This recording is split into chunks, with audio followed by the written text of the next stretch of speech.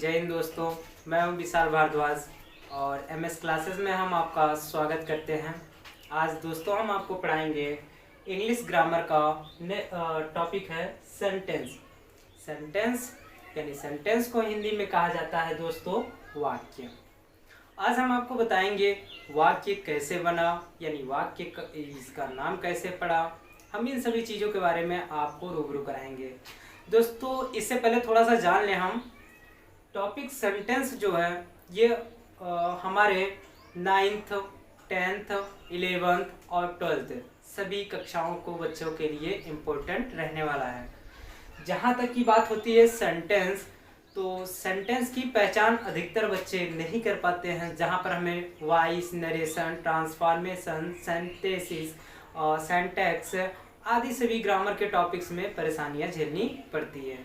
इसलिए दोस्तों आज हम आपको कोशिश करेंगे यही कि आपको बेहतर तरीके से आपको सेंटेंस समझा सकें। तो दोस्तों ये 9th 10th 11th और 12th सभी के लिए है, आप ध्यान दीजिएगा। तो दोस्तों सेंटेंस हिंदी में कहा जाता है वाक्य, यानी इसकी डिफिनीशन होती है a group of word which has a complete sense. फिर से रिपीट करते हैं, a group of word which has a complete sense are known as sentence. कहने का तात्पर्य यह है दोस्तों, सेंटेंस यानी वाक्य शब्दों का ऐसा समूह होता है जिसका पूर्ण भाव प्रकट होता है। यानी अगर कोई ऐसा शब्दों का समूह मिले जिससे कोई एक भाव प्रकट होता है तो वह सेंटेंस कहलाता है बच्चों। दोस्तों सोचने वाली बात यह भी है कि यानी प्रत्येक शब्द को मिलाने से ही सेंटेंस नहीं बन जाता। सेंटेंस जो है उसकी कुछ आवश्यक तत्व होते हैं, कुछ आवश्यक चीजें होती हैं, कुछ आवश्यक तथ्य होते हैं, वो सेंटेंस का निर्माण करते हैं। अब ऐसा हम कहें कि कुछ भी शब्दों को हम 2-4 शब्दों को उठा के ला के एक ग्रुप में रख दें और बोलें कि ये सेंटेंस है, तो ऐसा नहीं होता दोस्तों। सेंटेंस के भी नियम होते हैं, अपनी पहचान होती है, इनके भी कुछ अलग से रूल होते हैं, इन्हें कैसे लिखना है। तो सबसे पहले बच्चों आज आपको बता दें सेंटेंस डायरेक्टली इसी प्रकार से बना नहीं है। सेंटेंस का जो निर्माण हुआ है वह शब्दों से हुआ है। अभी हमने चर्चा किया था, ये group of word which make a complete sense are known as sentence. तो इसमें देखिए एक ग्रुप ऑफ वर्ड में यानी वर्ड शब्द आया है, तो वर्ड शब्द से ही सेंटेंस का निर्माण हुआ है। लेकिन अब वर्ड क्या चीज होता है तो वो भी हम बता देते हैं। A group of letters which makes a complete meaning. A group of letters which make a complete meaning are known as word. दोस्तों अब देखिए लेटर यानी आया ना वर्ड शब्द में कि यह भी निर्माण इसका जो है वह लेटर्स से हुआ है। अब लेटर क्या चीज है, इसी तरह यानी अब हम गहराई में जा रहे हैं। जैसे घर बनाते समय उसकी नींव को मजबूती दी जाती है दोस्तों, उसी प्रकार से आपको सेंटेंस पढ़ाते समय हम आपकी नींव पर जा रहे हैं, यानी जिसे इंग्लिश में कहते हैं बेस। आपका बेस उठाते हैं। तो लेटर अब आपको बताते हैं लेटर क्या है। दोस्तों जब अंग्रेजी भाषा का शुरुआत हुआ होगा तो उस समय अंग्रेजी भाषा को शुरू करने के लिए कुछ उसके सांकेतिक रूप रहे होंगे। सांकेतिक रूप का मतलब कुछ इकाइयां रही होंगी। तो वही यानी जिस इकाइयों के द्वारा शब्द का निर्माण होता है वही तो है लेटर्स। यानी कह सकते हैं कि भाषा की सबसे छोटी इकाई को लेटर्स कहते हैं। दोस्तों फिर से बात रिपीट करते हैं, समझिएगा। भाषा की सबसे छोटी इकाई को लेटर्स कहते हैं। यानी लेटर्स का मतलब होता है वर्ड या अक्षर। दोस्तों हम अंग्रेजी जब पढ़ना सीखते हैं, जब हम नर्सरी में पढ़ते हैं यानी कह सकते हैं LKG या UKG में पढ़ते हैं, उस समय दोस्तों हमें सबसे पहले इंग्लिश में A to Z पढ़ाया जाता है और हिंदी में आ से ज्ञ तक पढ़ाया जाता है। और इसी प्रकार के शब्द जो है लेटर्स जो है वो यूज होते हैं। तो दोस्तों ये जो भाषा की सबसे छोटी इकाई है, इन्हीं से ही ग्रामर की उत्पत्ति हुई है। यानी ग्रामर शब्द भी इन्हीं शब्द से, इन्हीं लेटर्स से ही बना है और इन्हीं से ही इंग्लिश के जितने वर्ड हैं, लेटर हैं, जितने भी नियम हैं, सब भाषा की सबसे छोटी इकाई से बनी है। तो दोस्तों आते हैं टॉपिक पर। आप जान ही गए होंगे सेंटेंस कैसे बना। तो दोस्तों डिफिनीशन है इसकी, a group of words which makes a complete sense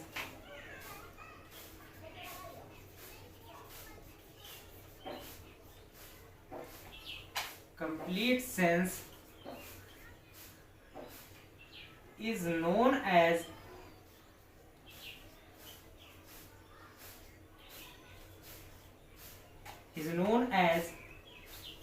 sentence।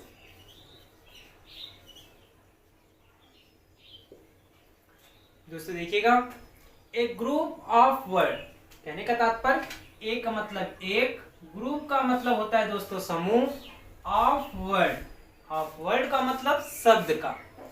एक ग्रुप ऑफ वर्ड, अब आप जान ही गए होंगे, शब्दों का समूह। विच मेक्स, जो बनाता है, एक कंप्लीट सेंस, कंप्लीट का मतलब पूर्ण, सेंस का मतलब भाव, जो एक पूर्ण भाव बनाता है, इज नोन यानी जाना जाता है, एज सेंटेंस। ठीक दोस्तों, तो कहने का मतलब शब्दों का ऐसा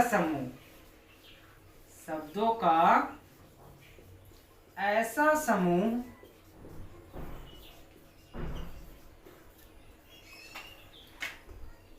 जिससे पूर्ण भाव प्रकट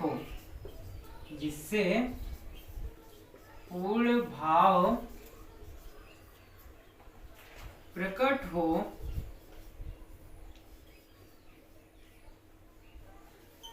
सेंटेंस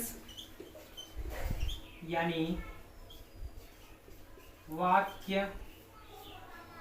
कहलाता है।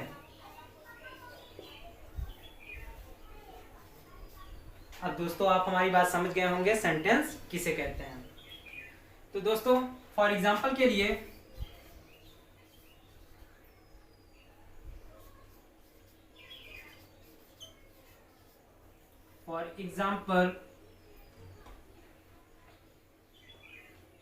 Ram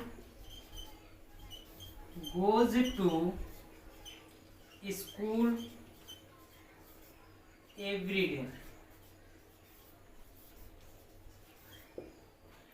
Ram goes to school every day.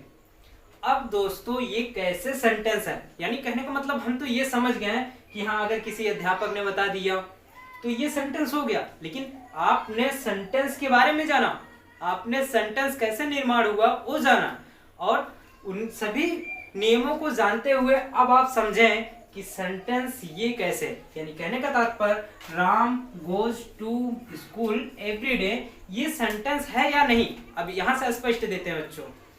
तो दोस्तों देखिएगा इस वाक्य में राम का मतलब होता है राम, क्योंकि ये एक नाम है, ये पार्ट ऑफ स्पीच का एक प्रॉपर नाउन है दोस्तों। दूसरा है गोज हम टेंस से आते हैं, गोज का मतलब हो जाता है जाता है। राम जाता है, कहाँ जाता है दोस्तों, अगर जा रहा है तो कहीं जा रहा है ना, कहाँ जा रहा है, स्कूल जाता है। राम जाता है स्कूल, और कब जाता है, प्रतिदिन। अगर इसकी मीनिंग देखें तो मीनिंग तो यही व्याख्या कर रही है, मीनिंग क्या है, यही व्याख्या कर रही है दोस्तों कि राम जाता है स्कूल प्रतिदिन।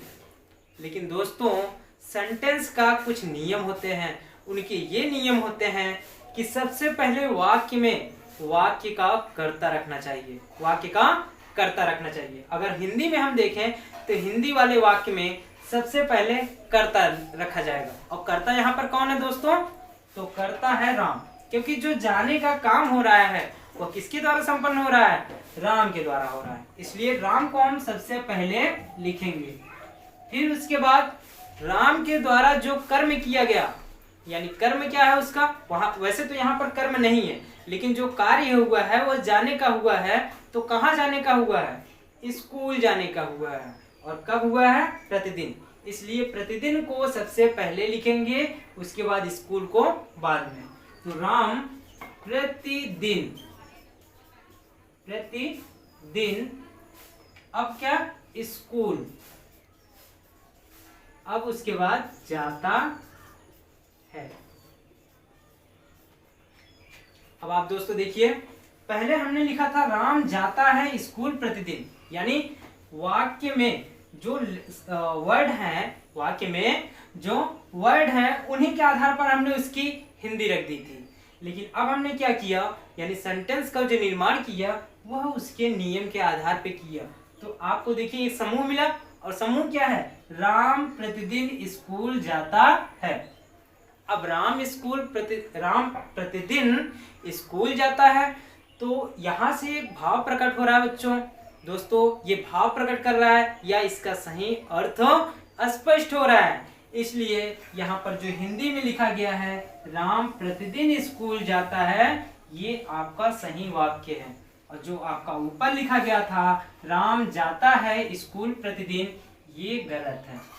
हालांकि ये जो ऊपर सेंटेंस लिखा है, यानी इंग्लिश सेंटेंस में लिखा है कि Ram goes to school everyday, इसके प्रत्येक वर्ड की जो मीनिंग है ये यही है, सेम है। हिला लीजिए आप देखिए, दोनों सेम है, लेकिन इसमें डिफरेंट क्या है, ये नियम पे नहीं था और ये नियम पे था। तो दोस्तों यहां से आपको स्पष्ट हो गया होगा कि सेंटेंस क्या होता है। तो चलिए दोस्तों आपको आगे बताते हैं सेंटेंस के पार्ट, यानी part of sentence, type of sentence, यानी वाक्य के प्रकार। दोस्तों टाइप ऑफ सेंटेंस जो देखें तो हम आपको थोड़ा सा एक एग्जांपल देते हैं। फॉर एग्जांपल जैसे मनुष्य में देखें, यानी ह्यूमन में अगर देखें हम, तो व्यक्ति तो दो ही व्यक्तियों को दो प्रकार में बांटा गया है, एक मेल दूसरा फीमेल, उसमें तीसरा भी आ जाता है ट्रांसजेंडर। तो दोस्तों इस प्रकार से मनुष्य हो जाते हैं तीन प्रकार के, क्योंकि उनकी बनावट अलग अलग होती है। ठीक उसी प्रकार से आपके सेंटेंस की भी बनावट भिन्न भिन्न तरीके से होती है। कहने का तात्पर्य ये आप समझ गए होंगे, जैसे अगर हम देखें तो एक कंपनी एक ही प्रकार की चीजें बनाती है, लेकिन वहीं पर दूसरी कंपनी उससे थोड़ा अलग तरीके का बनाती है ना दोस्तों। जैसे कि आपने बुक खरीदा, एनसीईआरटी का बुक खरीदा, तो एनसीईआरटी के बुक में दूसरी जानकारी, लेकिन आपने अरिहंत का खरीदा तो अरिहंत दूसरी तरीके से, लेकिन आपने काका की बुक खरीदी तो काका की बुक में अलग तरीके से। तो इसी प्रकार से सेंटेंस अपने भिन्न भिन्न गुणों के आधार पर भी बांट दिया गया है। दोस्तों हम जानते हैं वाक्य के प्रकार के बारे में आज।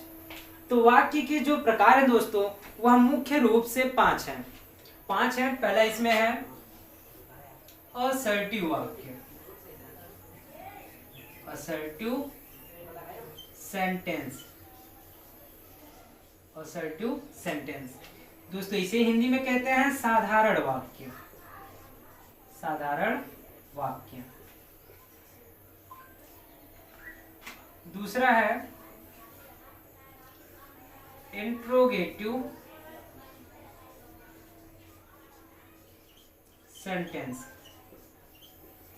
इंट्रोगेटिव सेंटेंस को कहते हैं दोस्तों प्रश्नवाचक वाक्य, प्रश्नवाचक वाक्य।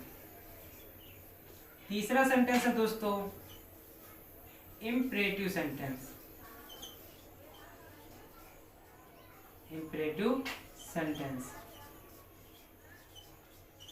इंपरेटिव सेंटेंस को दोस्तों कहते हैं आदेशवाचक वाक्य, आदेशवाचक वाक्य। चौथा सेंटेंस आपका होता है दोस्तों ऑप्टेटिव सेंटेंस, ऑप्टेटिव सेंटेंस। इसे हिंदी में कहते हैं इच्छावाची या फिर इच्छावाचक वाक्य।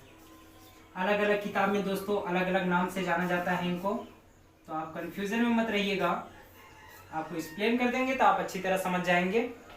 पांचवा सेंटेंस आपका होता है दोस्तों एक्सक्लेमेटरी सेंटेंस,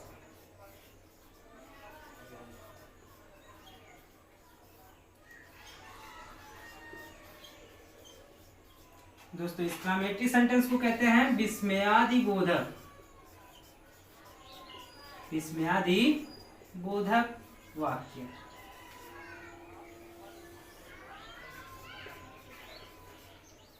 तो दोस्तों ये है हमारे type of sentence. Type of sentence में यही 5 सेंटेंस हमारे होते हैं।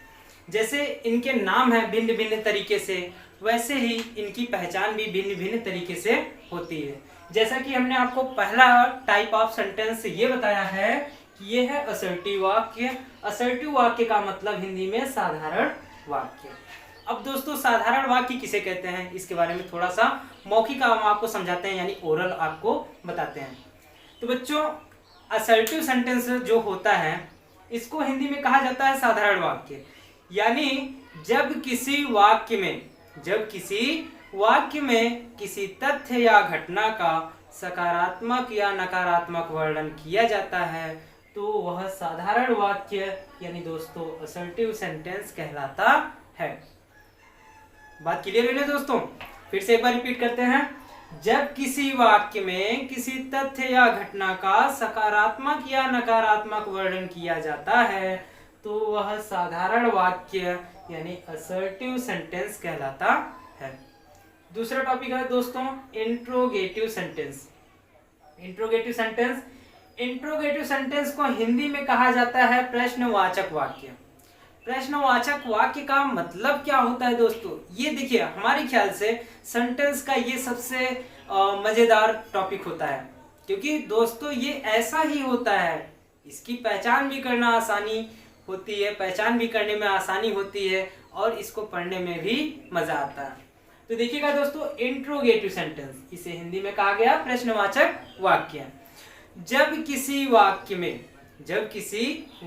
में प्रश्नवाचक शब्द आया हो या फिर प्रश्नवाचक चिन्ह हो या वाक्य में प्रश्नवाचक शब्द प्रश्न पूछने का काम करता हो।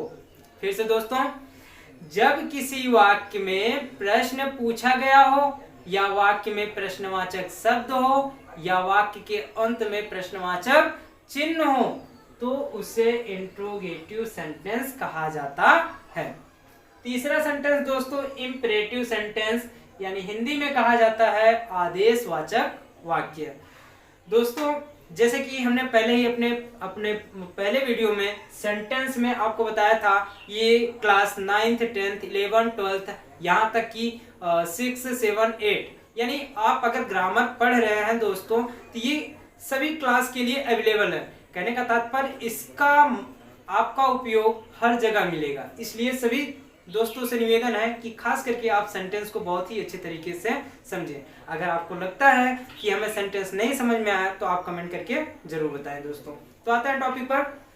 तीसरा सेंटेंस है इंपरेटिव सेंटेंस, जिसे कहते हैं आदेशवाचक वाक्य। तो आदेशवाचक वाक्य होता क्या है? अब ध्यान दीजिए दोस्तों, जैसे ये था प्रश्नवाचक वाक्य यानी प्रश्न पूछता है, वैसे ही आपका है आदेशवाचक वाक्य यानी आदेश देता है। लेकिन दोस्तों बात यही नहीं खत्म होती। इंपरेटिव सेंटेंस सिर्फ आदेश ही नहीं देता, ये कई प्रकार के भाव प्रकट करता है। यानी भाव प्रकट करने का तात्पर्य आप समझिएगा कि पहले डिफिनीशन इसकी है, सुन लीजिए ध्यान से। इंपरेटिव सेंटेंस कहता है कि जब किसी वाक्य में आदेश, उपदेश, प्रार्थना, निवेदन, सुझाव, प्रस्ताव आदि का बोध हो।